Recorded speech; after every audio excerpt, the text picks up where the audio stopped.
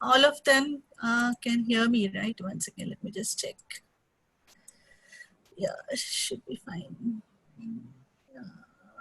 Okay. Yeah.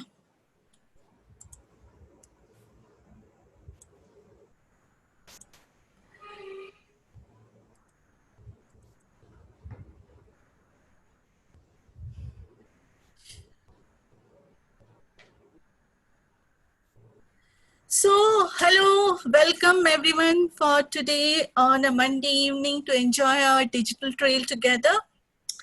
Today's session is about a conservation storyteller, Jyothy Karat, who will be taking us through her journey from a photographer to a conservation filmmaker. Just to tell a brief about her, Jyothy Karat is a documentary photographer and filmmaker, as you must have received the note. Based out of Bangalore, she covers subjects related to ecological justice. Her documentary work includes stories about forest conservation, human-animal conflict, elephants and captivity, displacement of indigenous communities, and air and water pollution in India. She is currently working on a film documenting the effects of severe water crisis in the Himalayas. Jyothy had worked on global campaigns with UNESCO, European Space Agency, and the International Astronomical Union. Her work has been exhibited around the world and published in international media. She is the Director of Media and Communications for the world's largest study on babies with brain injuries, which is very interesting, and which is led by Imperial College of London. Jyothy recently won the 2020 National Geographic Society's Explorer grant for her upcoming project on wild elephants in the Northeast India, and I really look forward to it, Jyothy. To take us through Jyothy's journey, we have Chandu Bandi. He is our conservation hero, as I call him, always ready to give his time to a lot of projects around here, and who is also the admin for Mammals of Indian Subcontinent on Facebook. So let's talk with Jyothy Karat.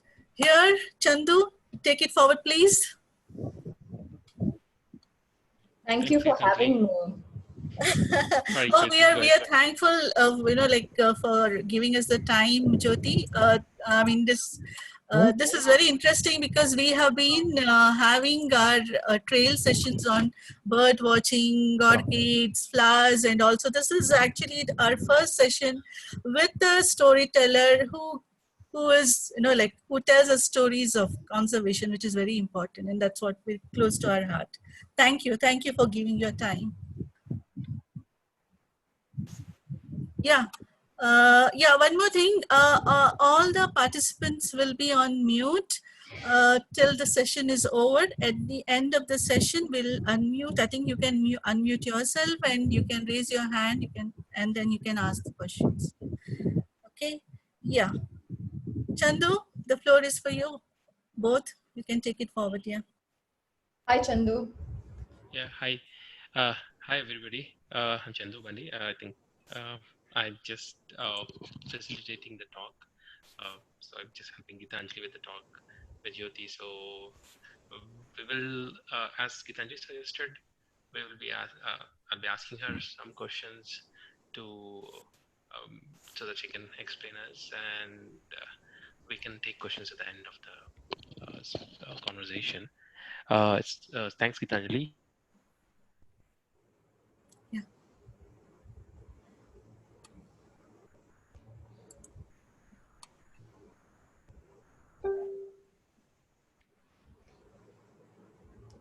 She disappeared. Chandu?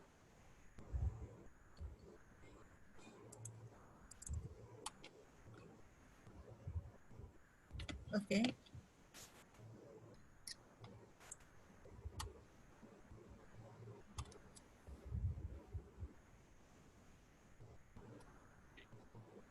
Can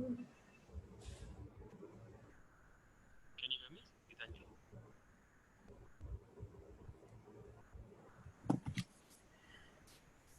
Hello, can you hear me? Yeah, your voice is very low. Maybe you have to increase your volume. Okay, is this any better? you hear me? Is this any better? Slightly, but could be better. Okay. Let me see if this gets any better. Yeah. Still not audible? Yeah, it's better now. Yeah. Okay. Thanks, Geetanjali. Uh, I'll just walk through this session with this kind of interaction with Jyothy and ask her a few questions. And obviously, I will not be covering all the questions. So we'll keep the stage open for all of you to ask questions towards the end, so that we have some format and structure in place. So Jyothy, so since some people in the forum might know you, but some people probably wouldn't know. So maybe we can start with a quick introduction of how how you got started, and how you got into this field of conservation, how your journey has been so far. Why don't you share all your story? Okay. All right. Hello. Good evening, everyone. So I started like I did visual communication for my graduate studies, and then I studied photography at Light and Life Academy in Ooty. Uh, then I wanted to start to freelance immediately, but then I had also decided to work for a few years. So I worked as a photo editor first. So for those who don't know, photo editing is not about um, doing beautifying models for fashion magazines. Photo editing in a magazine or a newspaper means that you are responsible for putting a visual narrative together to tell a story. So that's what I did. I started my career with. After 2 years of that, I quit that job and I started as a freelancer.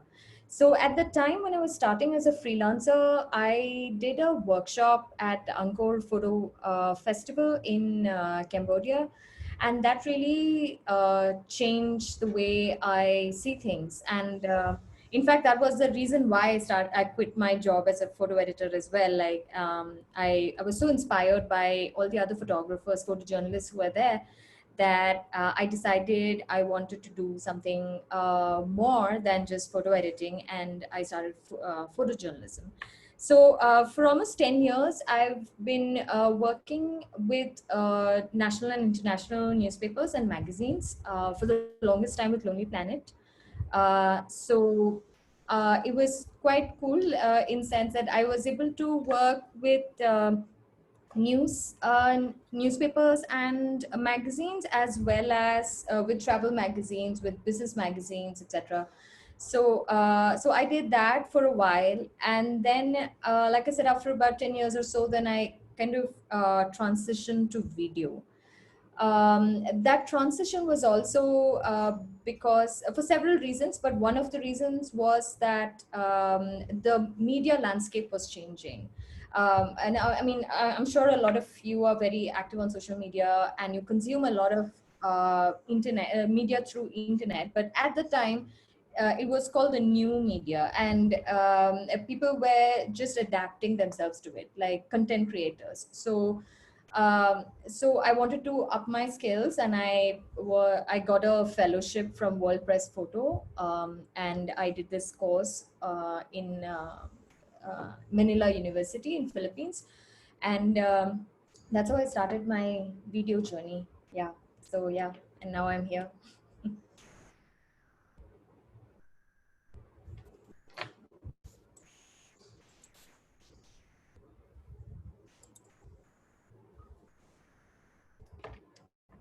Does anybody have any questions?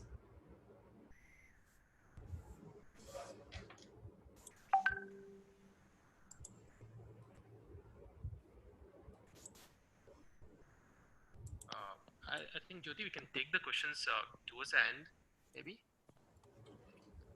Yeah, okay. Somebody was saying, Anushri. Hi, Anushri, can you hear me now?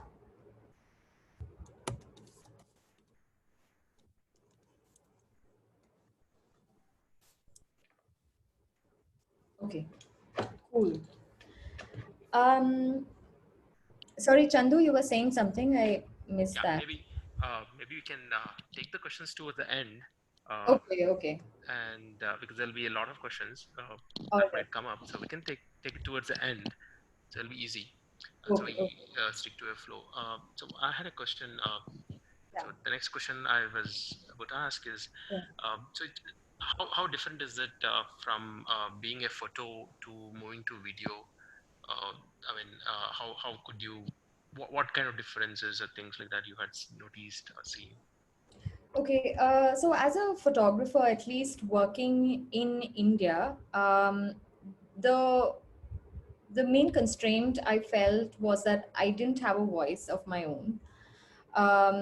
So there's plenty if you're a freelance photographer, and if you have enough skill, you probably won't have a problem getting commissions. I used to do almost 200 commissions a year. I used to work back to back. I worked for pretty much every newspaper, magazine, this in India, and even in international assignments as well. But what happens is you're constantly illustrating somebody else's story. So a writer would have pitched a article or a story to somebody, and or an editor would commission you to do a story. But and of course there is great gratification in meeting those people, those subjects, and learning about various issues and stories as well.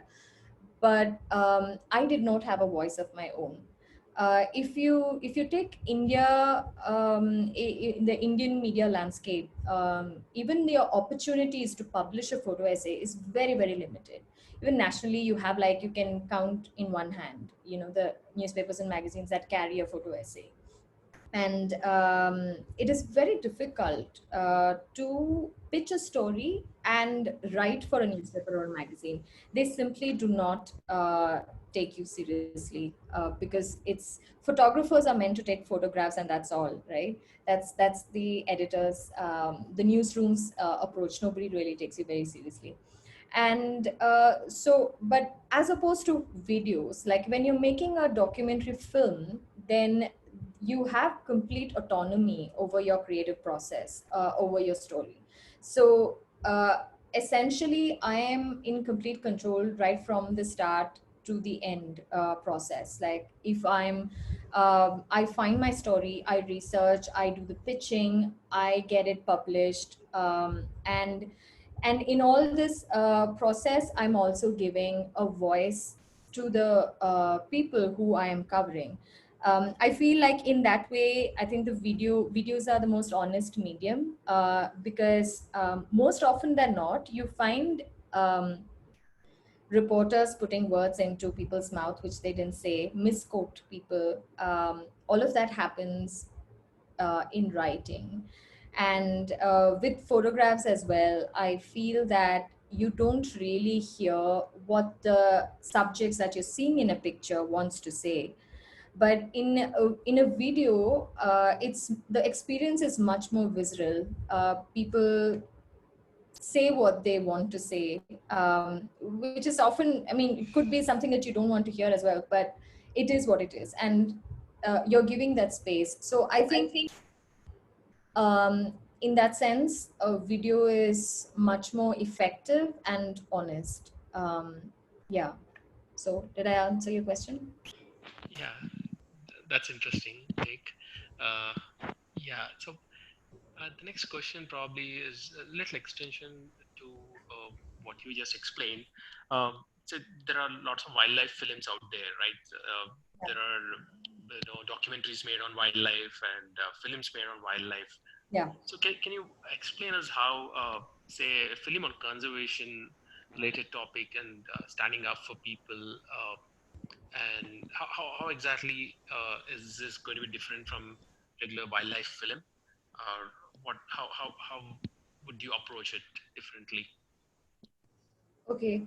Um, I think I think if you broadly you you kind of like broadly classify it as something that is human interest, and something that is oh, 1 second, I'm sorry. Yeah, something that is human interest and or has a social issue that needs to be covered, as opposed to something that is more valuable because it is educating you about a place, a culture, or an animal habitat or environment. I think all of this has its own space, but sorry, all of this has its own space, but uh, when you're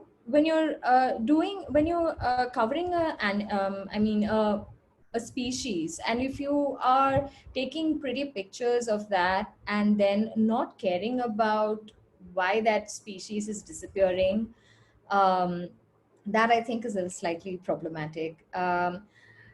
But I think there is a increased number of wildlife filmmakers, conservationists, photographers, all who are focusing on on the issues and raising more awareness. So, so yeah, I think with when you're talking about conservation filmmaking, you would look at what is the issue, what are the stories that is associated with those issues, who are the people who are suffering from it, what are the solutions that are on offer. So there's a lot of stakeholders that you are talking to and dealing with, and you bring that story to light. So I think that's probably the main difference. Yeah, thanks, Jyoti. So I agree with you. There have been a lot of films on wildlife, and of course, there are of late been a little increase in the number of films or documentaries on wildlife in India. But Yeah. in general, the general perception is that we don't see much of conservation related stories of films from India as such. I know, I mean, I agree with you. Recently, there's an increase, but if you look back, say, for the past 10 years and look at how many films or documentaries are made on conservation, Yeah, yeah, yeah. yeah, you would see there aren't many that you can talk about. So why do you think this is lacking? Or I wouldn't say lacking, rather, why isn't there much, as many as we think we should have? Right. Okay. I will add on to that question. Like we do have wildlife movies happening a lot, but we don't see much films or conservation movies talking about the people around the wildlife, Right. right? Yeah. Yeah. So why is it so? Like we don't see much, about the problems faced by the people who are there around the forest, around the sanctuaries. What are their issues? That doesn't. Though we see a lot of articles being written, but we don't see it as part of the visual medium. Right. Um, I, I can't, in my experience, I can't speak for others, but in my experience, the main hurdle for filmmaking are funds. And video filmmaking is simply not, cheap. If you want to create films that is of broadcast quality, there is a minimum amount of cost that is associated with filmmaking. So often what happens is, like, for me personally, even with when it comes to articles, or photo essays, which is, like, much financially the burden is much less, uh, but even those stories are very hard to get published in India. The media now, I can't really fully blame the media organizations either, because I think what the media organizations produce are reflective of what the audience demand is. So if the audience is only interested in Salman Khan and Shah Rukh Khan, that is what you will see. That is what the media organizations are going to focus on. But if there is more takers for conservation, and if there is more awareness, then I think that will also pick up. Most of the grants and funds and all kinds of stuff, I think, is mostly international and is funded by Western organizations. I mean, not necessarily Western, international organizations, so to speak. So I know of a lot of journalists who have invested a lot of time and effort and research into environmental journalism and conservation and stuff. Um, but I don't think there's enough. And even if you see, like, even for scientific research, India doesn't spend much. It's almost like, we expect a foreigner to come to India and do the research for us, and then after they have done something, then we are okay with learning from it, but not until then. I think that mentality has to change. Yeah, thanks for those points, Jyoti. For those who just joined late, I'm Chandu Bandi. I'm just walking or facilitating the conversation with Jyoti. So we'll open the floor for more questions towards the end, probably once we have a logical conclusion at the conversation. Yeah. So Jyoti, the other question I had is being a woman. This is something. Gender specific question, but not to discriminate as such, but I'm sure people on this forum also might agree that uh, there, there might be some challenges for you being that are specific to the gender, being women, that you would have faced either while making the film or while connecting to the people, or dealing with officials. Can you share some of your experiences, or what is your take on this as such? I've heard, yeah, when you're without a camera, the way people behave with you could be quite different. But camera as such is a very gender neutral thing. In my experience, whenever I have been outside with the camera, I see that people stop seeing me as a woman or a girl or any such thing. Like, they respond to the photographer or the filmmaker who's approaching them. Um, and in most of the situations, I have found that being a woman is a advantage, so to speak. So if you because also, like, a lot of my work is in rural India, and the sort of settings that I am in are rural settings, and where I want access to the house, to the kitchen, all of that. And that is possible only because I'm a woman. I don't think as a um, male photographer or filmmaker you can walk into those spaces, nor would you be trusted that easily. I think there is a certain degree of trust that people automatically assign to you, because, expectations from you is very, very low, so which is great. uh, but also they don't think that you'll be up to some mischief. So they have a sense that you're trustworthy, and that you're not gonna, like, exploit them or misuse any of the pictures or footage that you're taking. So in my experience, it has been certainly an advantage rather than a disadvantage. That's an interesting perspective. So another question I had is, I think those people who have worked on filmmaking might know this, but people who actually watch the film probably will not understand, the what goes behind a filmmaking.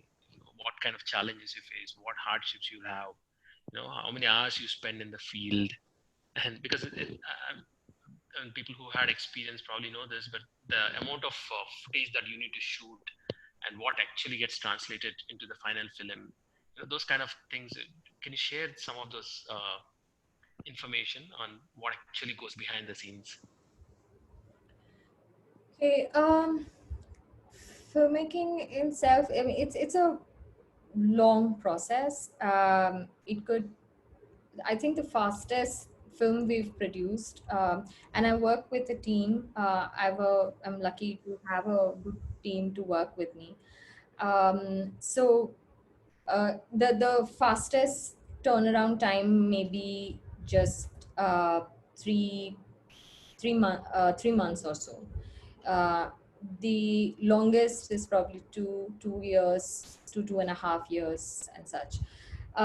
So all of this like starts with just like usually starts with just a conversation somewhere. My one of my photojournalism teachers long back told me that when you're with a subject, like when you're going to take a portrait of somebody, say, spend at least 10 minutes with them.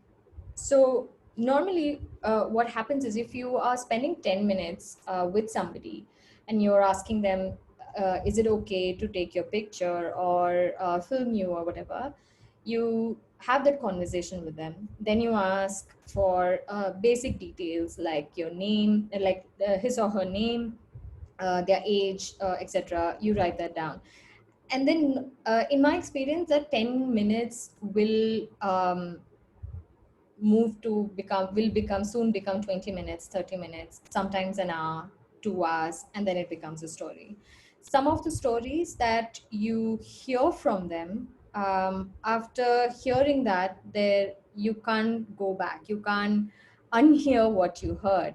And it usually becomes like a sort of a compulsion that you have to do that story. That's the very least that you can do about it.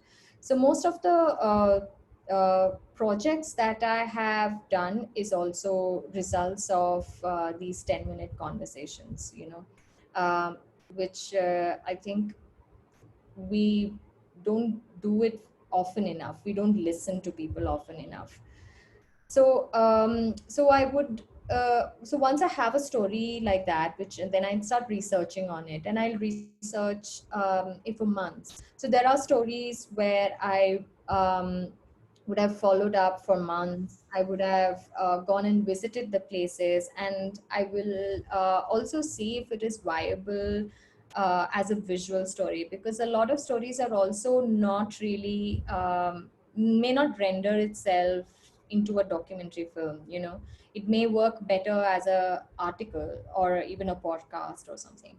So those sort of viability is checked, and then I would pitch it to editors, get that approved, then production, then post production. So yeah, it's a long process. Yeah, it's outside of the scope of our Zoom meeting, I think, but yeah, it's quite a long process.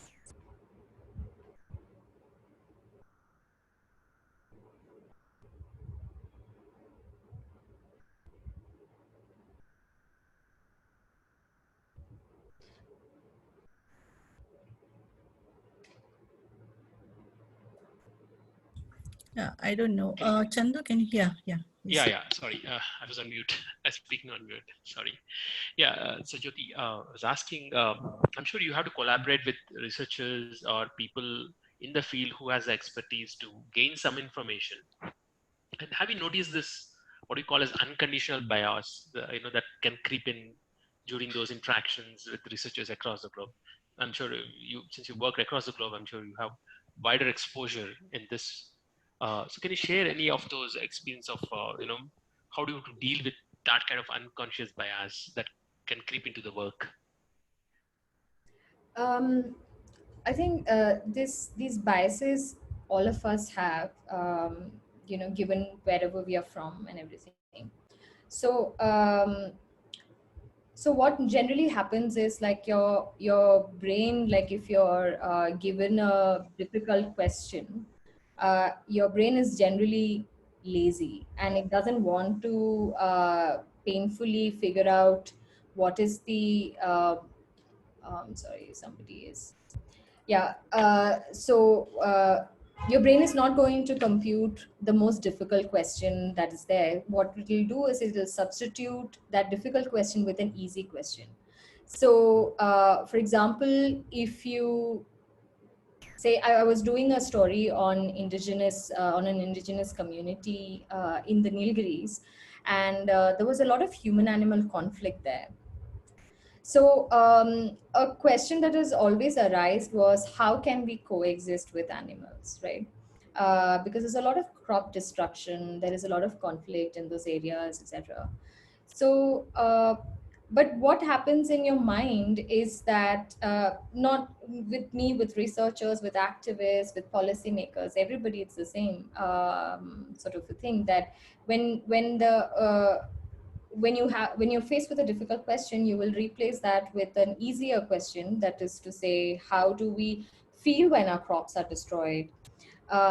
So I'll give you a example. So like when I was working on this project on this indigenous community, I was staying with them, with the family, and they had this farm with a lot of pumpkins in it. And the lady of the house was planning to collect all these pumpkins and sell it at the market the next day. But that night, a tusker came and destroyed the entire farm. I mean, destroyed in sense that it ate all the pumpkins that she had kept. So, so I had seen it first the next day, and I was quite anxious and upset myself, because I knew that she would be upset because she wanted to sell all these pumpkins in the market and use that money to buy some school stuff for her daughter. So I was wondering how she was going to react and all that. And then when she came, she just like looked at everything and she seemed quite calm. And then she said like, oh yeah, like there's just the elephant has left this one pumpkin out. We'll cook this for dinner. And I was like really, I was really surprised, because I had expected her to be very angry, right? So I asked her like, aren't you angry? Like, you know, it's destroyed all of your crop. But then she said that she was just smiling and saying like, yeah, but the elephant also has to eat, you know.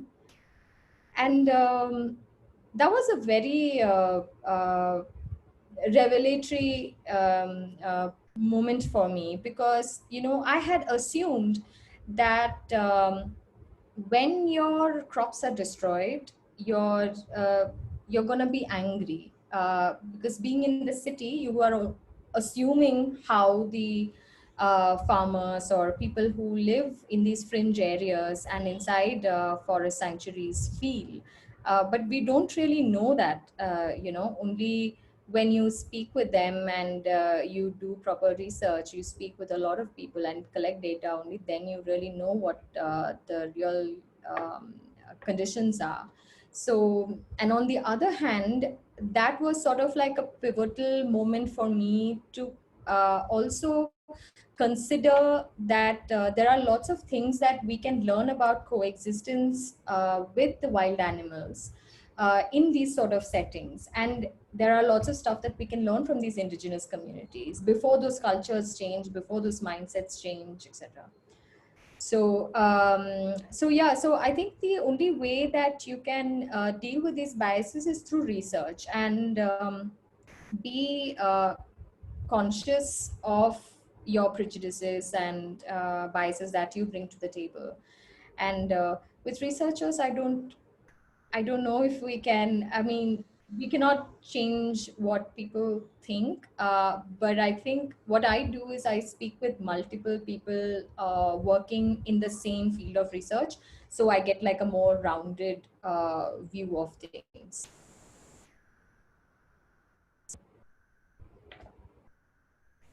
Yeah, thanks for sharing that experience. Yeah, I think I'll ask some question. I think which some of the people I'm sure are interested in asking you this. So, what does it take to choose a career in conservation filmmaking, at least in the Indian context? Of course, you can add on to the international context also.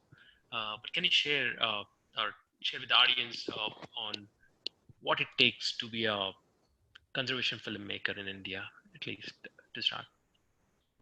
Um,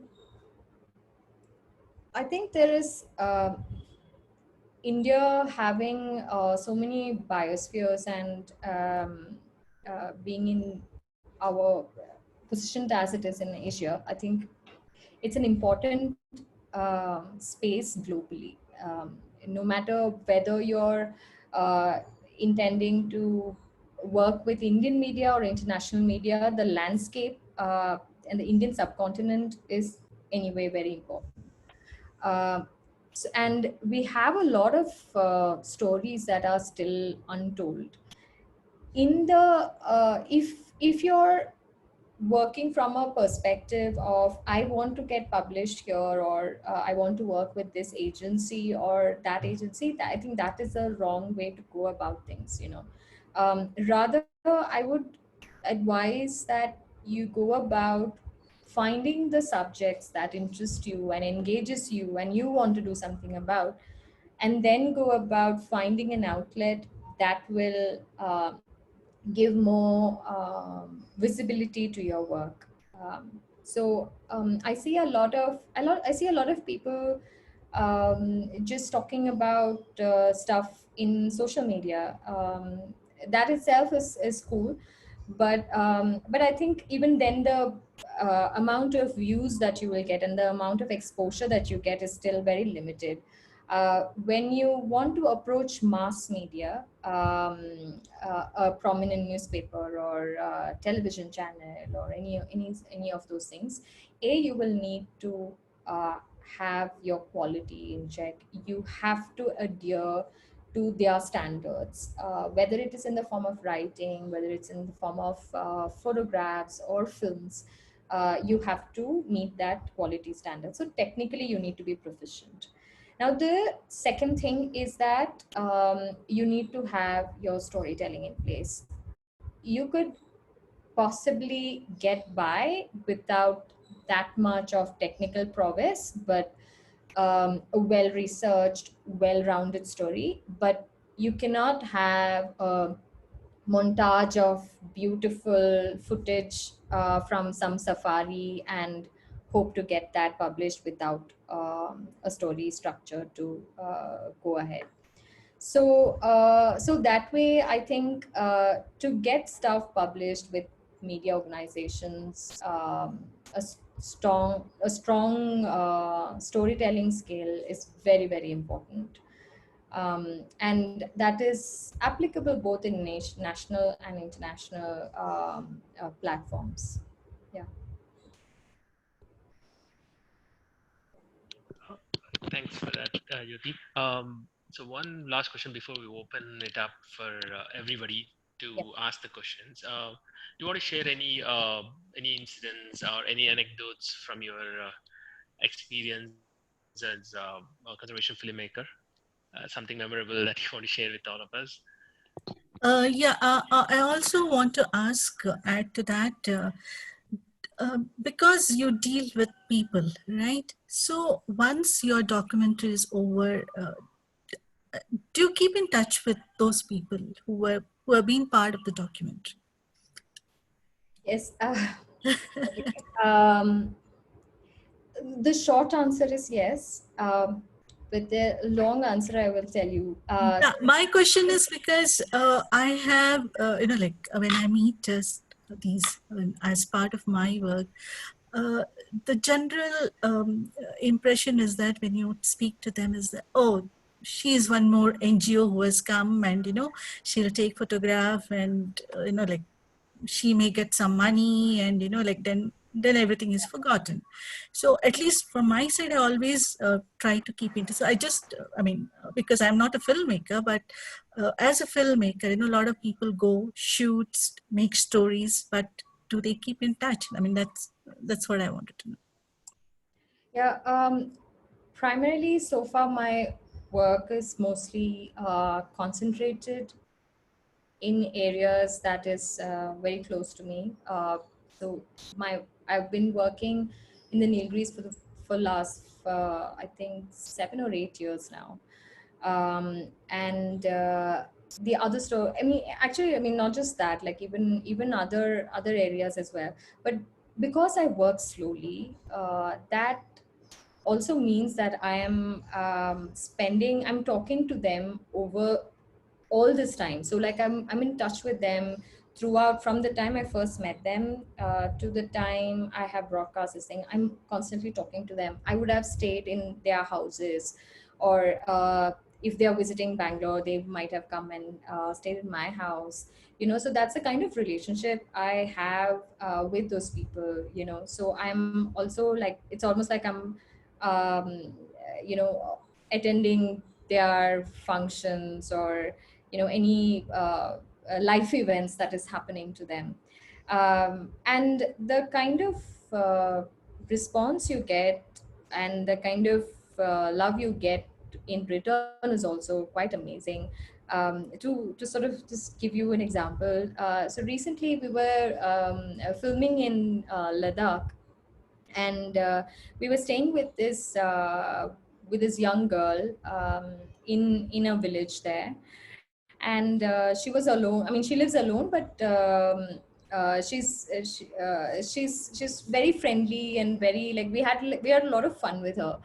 Um, and uh, and her family was in Delhi. So even through the when this corona happened and all that, I kept calling her to just make sure like everything is okay, and she would call me as well.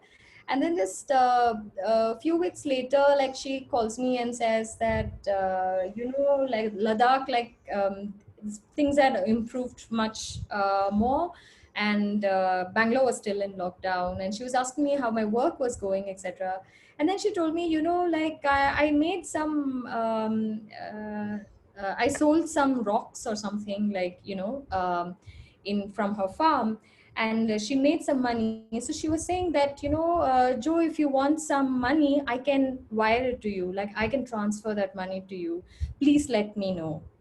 And I was so touched by that small simple gesture. Like, she's like a 25-year-old girl doing her own farming and trying to make her living there in Ladakh. And we spent like some time, like we spent 2 weeks with her, and that she feels connected with us enough to reach out and offer help, however she can.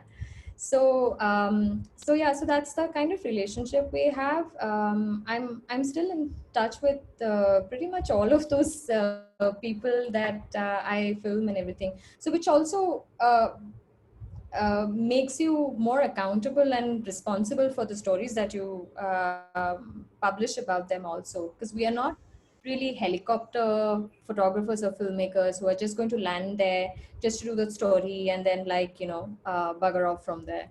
So yeah. Like really good to hear this thing, because it's I mean, my experience is that like most of these people think that people come, shoot, forget, and that's it. That's very nice. Keep it up. Thank you. Yeah, Gitanjali, I think we can open up the forum for everyone, uh, and let them ask the questions. Or we can also do, people can type the questions, and Gitanjali can read them out, and Jyoti can take them one by one.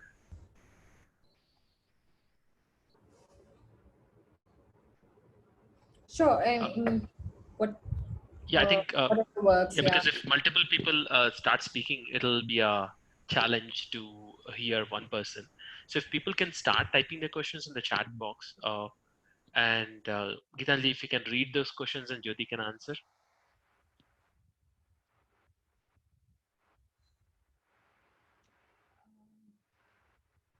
Gitanjali's Gitanjali, can you hear us? she's she's muted. I don't know why. Sorry, I am muted. Oh, I'm so sorry. Yeah.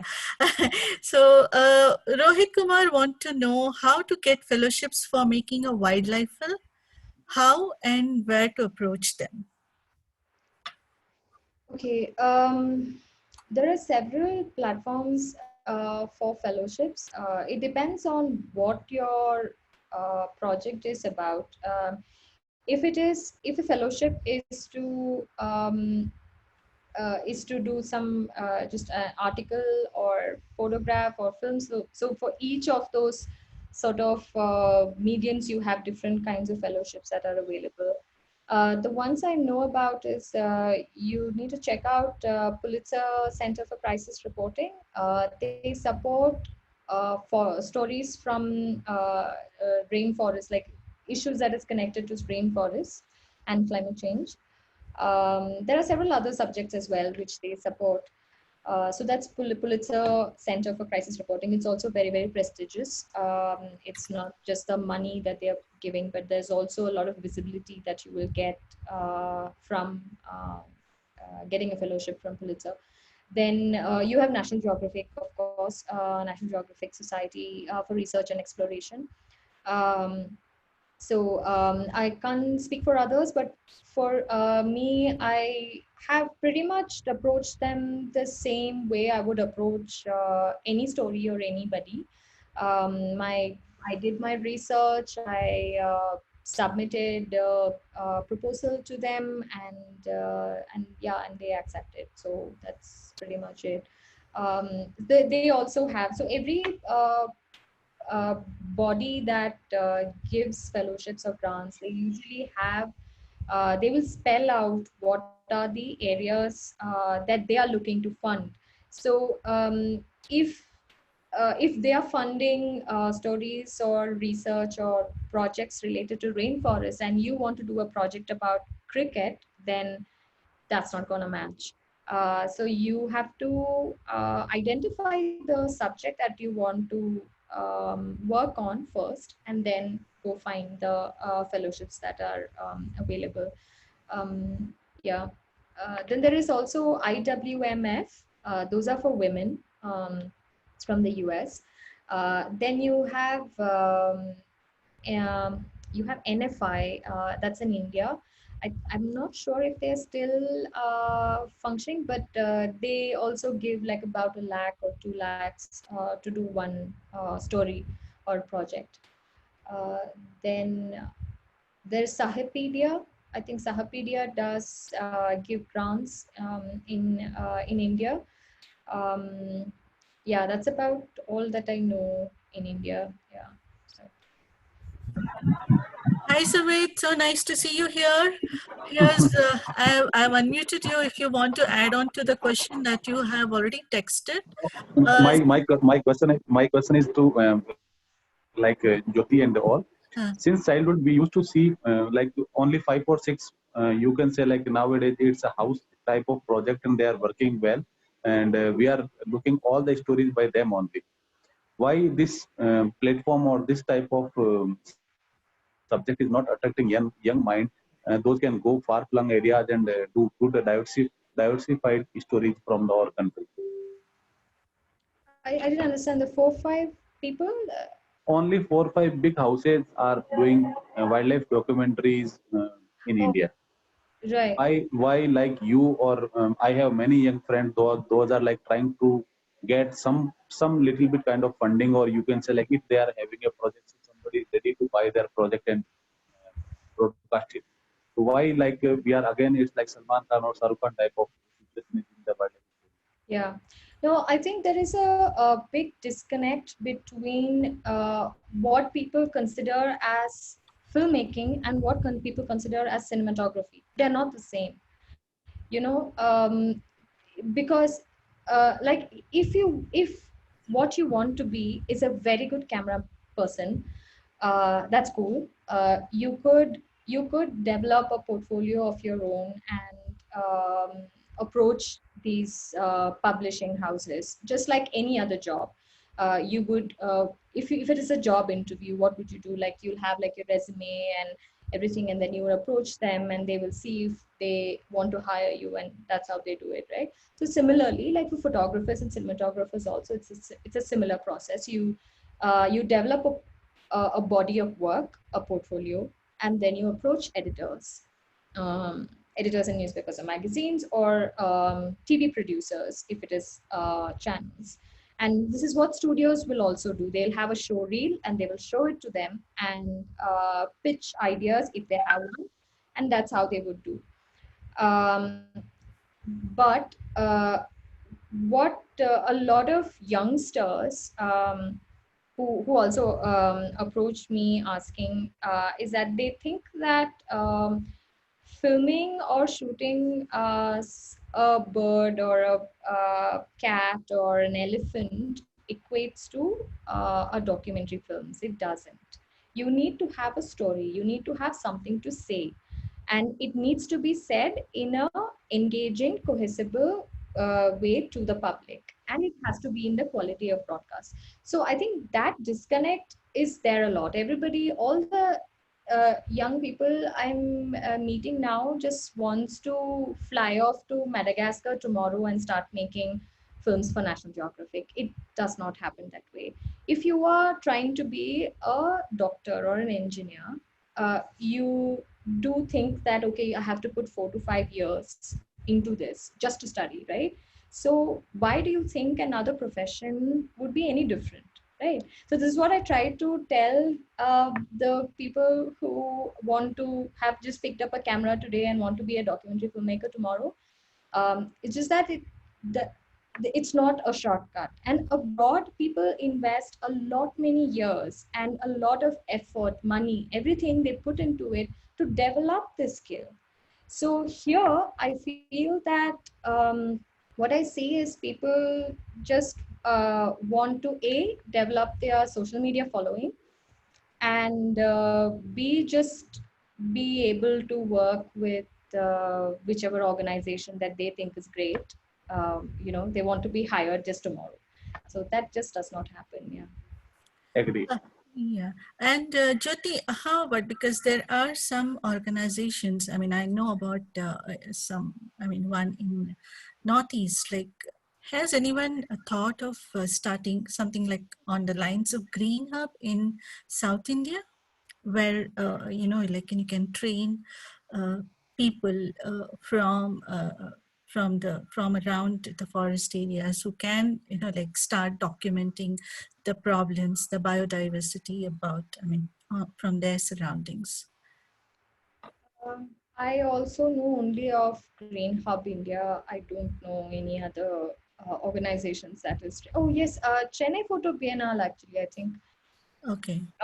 if you know, they are doing some photo workshops and camps, and teaching children to tell stories and take pictures using just their mobile phone. You know, so Mm. it's pretty low cost, it's affordable, and people learn to tell their own stories. Yeah, that's all I know. So there's a Other, scope for some such organization in South. uh, yeah, I mean, I think, but I think, like, honestly, I think skill wise, we are better positioned by so many other generations, before.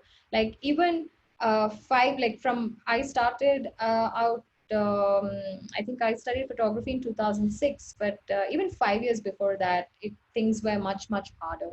So I think with every year, like, you have more opportunities, and now you have internet. Like, you can Google and learn about anything and everything under the sun right now. I think that's a luxury that, like, people overlook way too much. A lot of my friends are self-taught. Everybody, they learn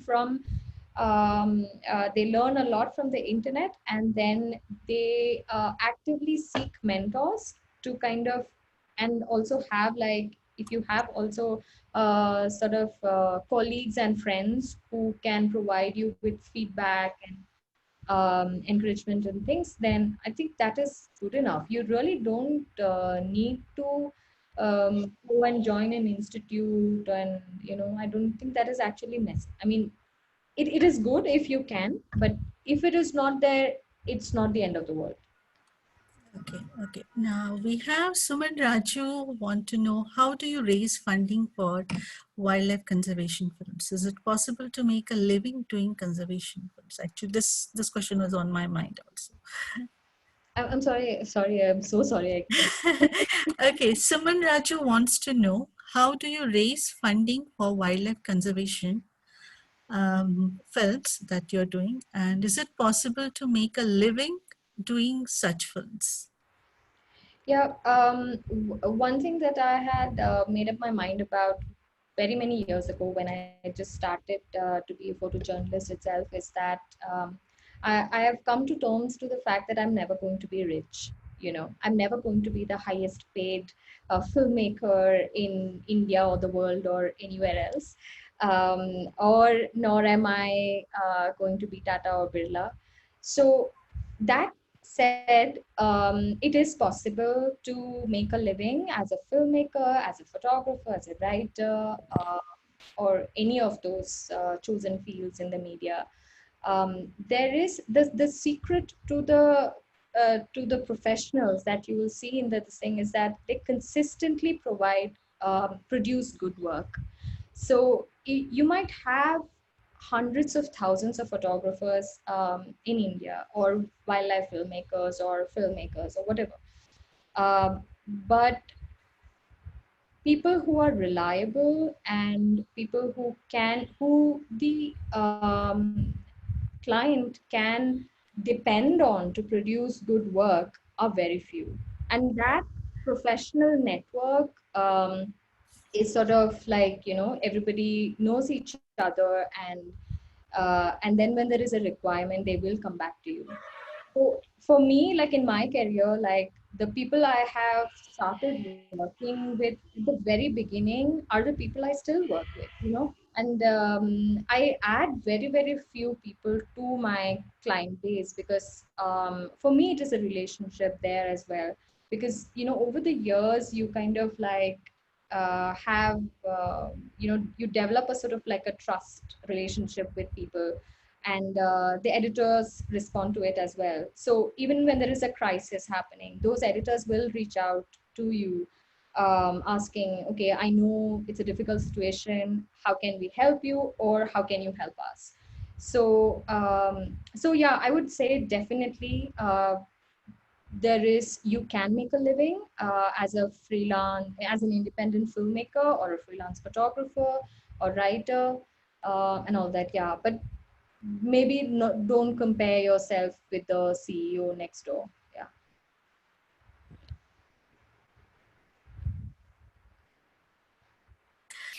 Okay. Krishna MB. Hello, Krishna. I will unmute you. Okay, you can go ahead and ask your question, Krishna. Oh, no, he's not able to. Okay. I think Krishna typed this question All in right. chat, Okay. Okay. last. Okay. Then Yes. I'll take Shubhajit's question first.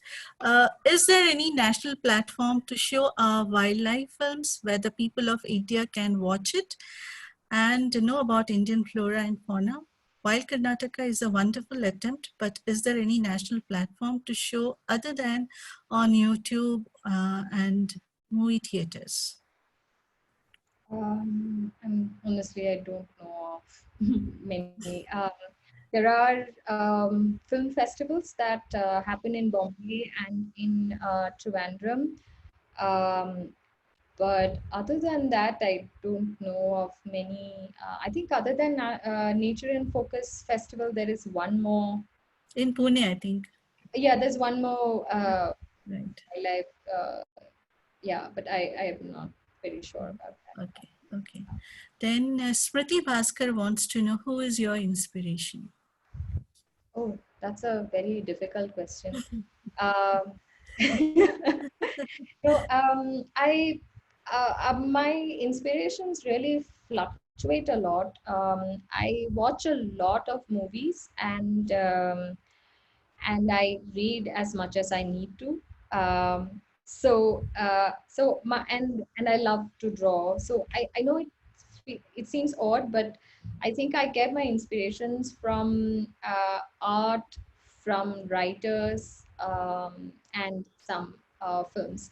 But currently, my icon is Amy Berg. She makes a lot of documentaries. I don't know if you had seen the latest one on Serial. It's called The Serial. Serial was a podcast that came out first, and that was a very successful podcast. And then Amy Berg made a documentary series for Netflix, I believe. Yeah. That was her last work, but she has done a lot of work on child sexual abuse, and they're very, very powerful um, and hard-hitting kind of films. So yeah. So right now she's my favorite. But I'll watch a lot of Malayalam films. Malayalam feature films are just really wonderful. Like you should check out some of the new directors who are making a lot of films. They are very good. Then I also like a lot of Korean films, Korean horror, um, Thai horror, Japanese horror also. Yeah.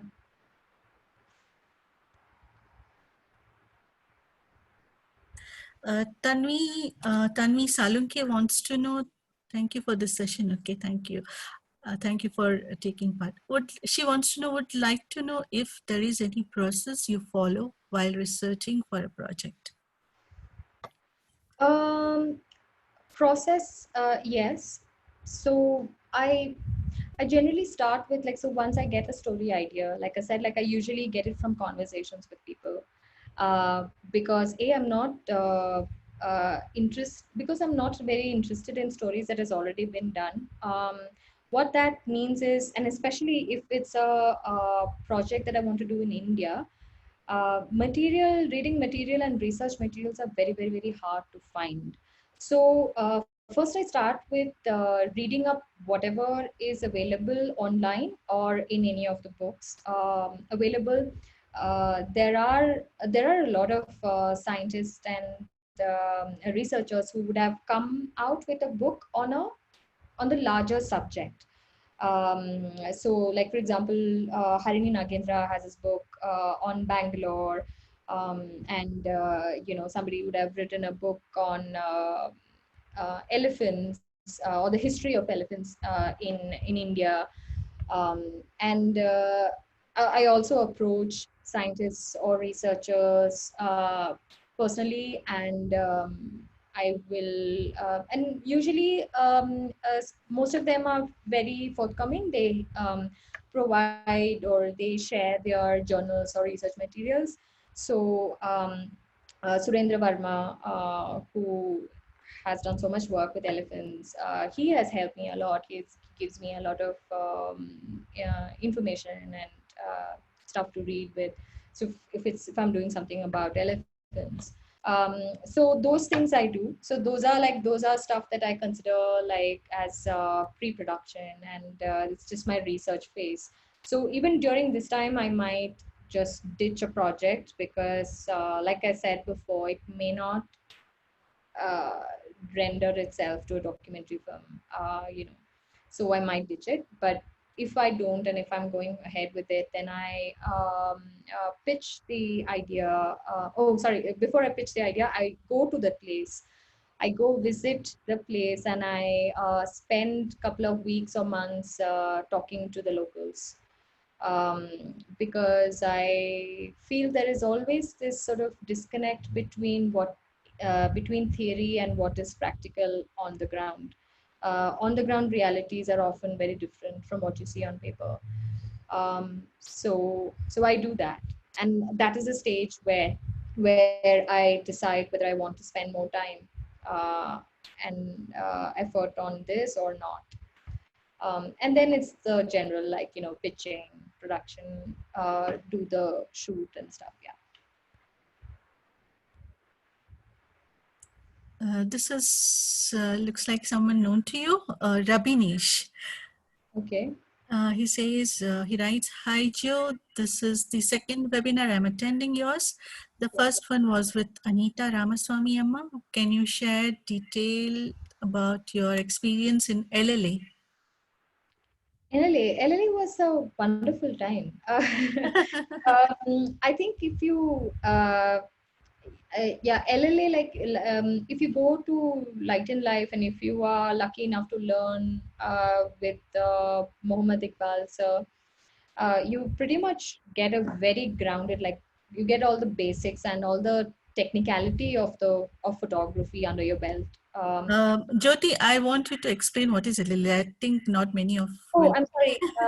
So LLA is Light and Life Academy. That is where I learned photography very many years ago. The founder and director of Light and Life Academy is Mohammed Iqbal. He's a very famous photographer from India, and his specialty is studio. Although I did some studio lessons, but when you study there, because also the school is located in a beautiful valley in the Nilgiris in Ooty, so it's a very inspiring space, and it's also it has wonder. It had when I was studying, it had really wonderful faculty. I had a photojournalism tutor called Nine Stankia. So he pretty much, sort of cemented those ideas of fairness and spending time with your subjects and everything during those years. So I don't know what are the methods of photography now, but at that time he used to say that, like, the spending time with your subjects is what will make your work different, and I think that holds true now also.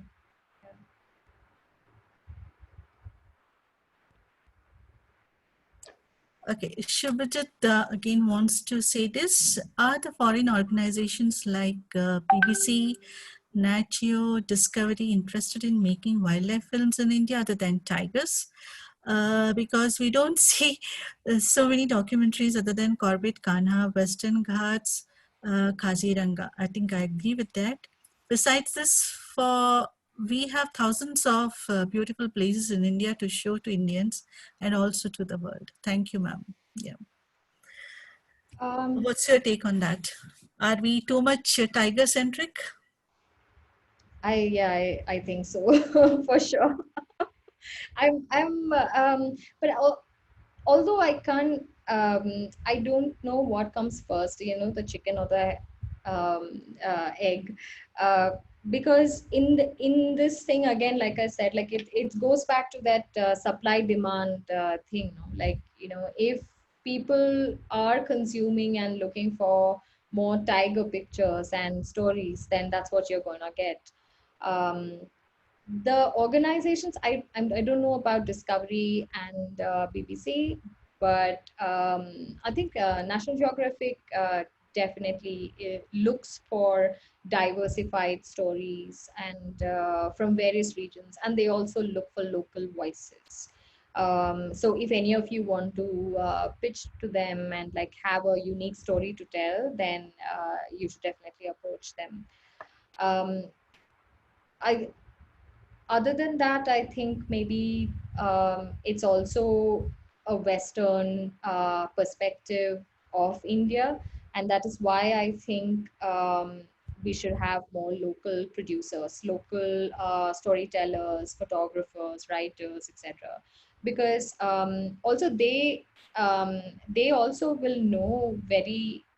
They're looking from the outside and trying to figure what is important in India, right? Like, so I think we can contribute a lot to that narrative, which is also one of the reasons why I started doing video, because I wanted to have a Indian perspective of things. I didn't want just, I was quite tired of seeing and shooting for these Western narratives.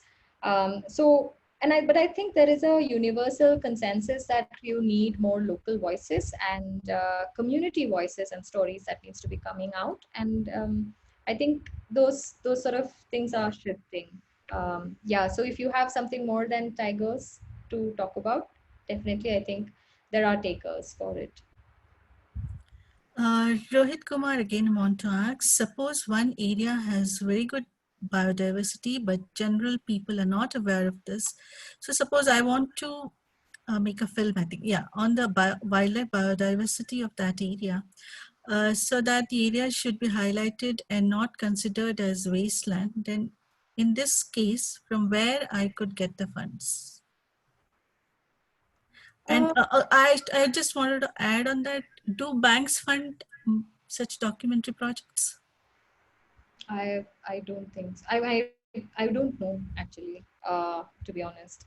See, again, like, it goes back to considering you will need, I think you'll need to work backwards on it. Like, first think about where are you going to show this and where is it going to be most effective. Now, if your target audience is policy makers, then that is your space. All you require to do is do a film and have that elevator pitch ready for bureaucrats or politicians. That approach is very different from if you are aiming for a more general mass awareness. So in my case, I don't really focus on social media at all because that is not my platform. I would rather work with a television channel or media organization who has millions of viewers and audience. So so then I will target them. I will pitch the story to them. So in your case also, I think that is what is most important. That first you have to figure out who's your audience and what are you trying to do with your film. So if you are trying to get the attention of the corporator or the commissioner or your local MLA or your neighborhood, then you need to think in that way and see who can be your partners. Now, not necessarily that media organizations have to partner with you, right? Like you can also find you can do a Kickstarter campaign, you can crowdsource, crowdfund your project, or even like, ask your friends and family to pitch in. So you have to start somewhere. And like I said, like, it's like any other profession or business. Like, you have to uh, think you have to be ready to invest time and effort and money into it, at least initially, to give that impetus. And once you have a proven track record, then people will come to you to fund your projects. There is Pranav Yadalam want to know. Hello, Jyothy. Do you climb as well? Boulder, rock climbing? I don't know. Yes, I used to be honest, I've been very lazy the last couple of years. Yeah, my husband is a climber. He's a national champion like for decades. So I used to climb with him a little bit, and for the last couple of years I got lazy, and I've been painting instead. So yeah, but I do plan to get back to climbing. Okay, Krishna MB. Krishna is an ornithologist, and we all consider him as one of our guru. So he wants to know, the government is the largest property and landholder in the country. Yeah. How do you make videos which can convince the government about conserving something? Wow, that's a very difficult question. Krishna, why would you do this to me? But yeah, I think Krishna is known to complicate things for everyone. I know, right? No, I don't think there is a magic bullet formula for that. I think it needs to go from a bottom up approach. We need hundreds of warriors for that battle. We need more awareness. We need people to be championing environmental causes, and not in the uh, level that we are seeing now, much more. And I think only that sort of concerted effort can bring them to the negotiation table. Because frankly, otherwise, I don't see why they would even care. Um, you know, yeah. Shubhajit says, all the best, ma'am. You people are very precious, not only for India, but also for the world. Conservation filmmaking need a lot of courage and also need a lot of patience to showcase things we are losing from nature every second. All my best wishes for you. Wish to see more documentary wildlife film about India's diverse forms of life. Thank you, Shweta. Then, yes, yeah, I think that's all we have. Don't think any more questions. No. Anyone else want to ask question?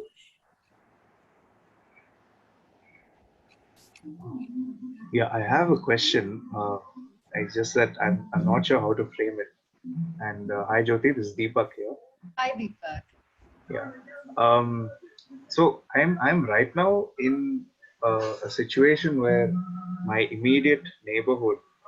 So since we're looking at the environment and other factors, my immediate neighborhood, they it's not very aware of handling cleanliness and the the urgency of conservation is very much looked at as something a person only who has a lot of time in their hands would do Yeah. because everyone's in a rat race today.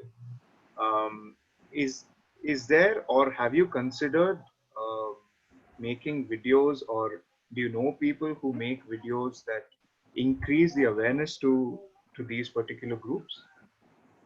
It's very interesting because I saw recently, my husband had sent me a video where just like some amateur actors and a director had come together, and they made like this very local story about garbage disposal in the neighborhood, and that was getting circulated so much on WhatsApp groups and stuff like that.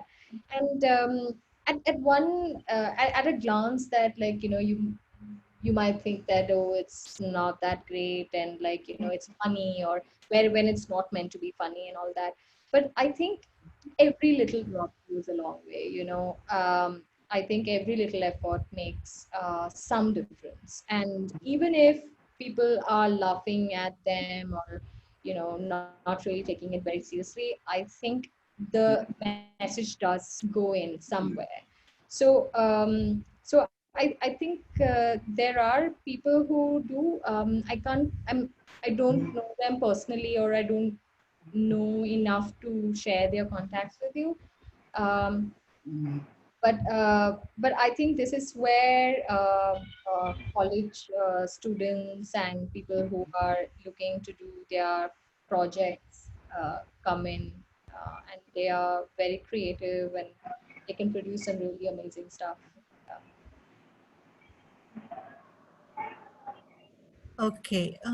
Yeah, I think that's all we have. And just one last question I'll take. That is, Smriti Bhaskar wants to know regarding acquiring permissions. How is it done?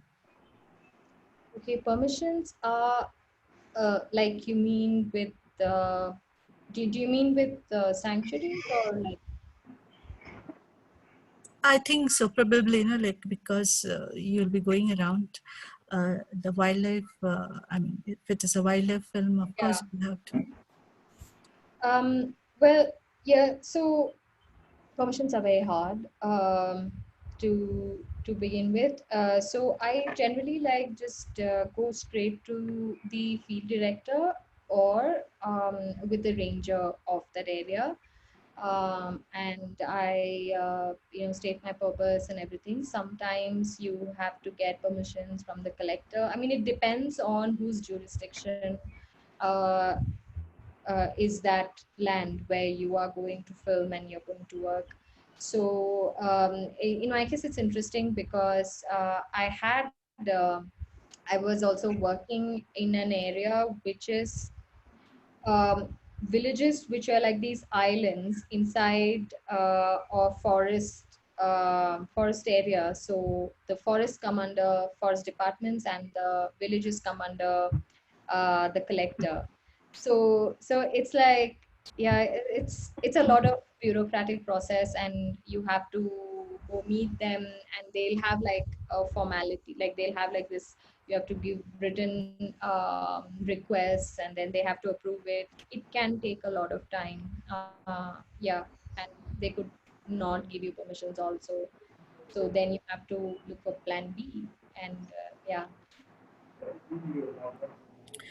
Yes, I think we are already almost 2 hours into the session, 1 hour, 42 minutes. I think we can wind up. Chandu? Yeah, Gitanjali, we can probably wind up, and people can contact her for any other queries. So that'll Yes, be better. yes. Okay. So Jyothy, thanks a lot. Thanks a lot for taking time, and everyone else, you can go through Jyothy's work on her website, jyothykarat.com. And you'll see amazing documentaries there. And also I love to read her blog in text and some of the photographs. And yes, we hope to see you in our next digital trail. Yeah, thank you everyone. Thanks, everybody. Thanks a lot. Thank you, Gitanjali. Thank you, Jyoti. Yeah, I will share her. Thanks, everyone. Yeah, thanks Chandu, I'm so sorry. Thanks Chandu, thanks a lot. No problem, it's my pleasure. Yeah. Thanks, Jyoti, for patiently answering all our questions. Yeah. It was very enlightening session, definitely, for all of us. Thank you. Thank you. Bye. Bye. Yes. Chalo.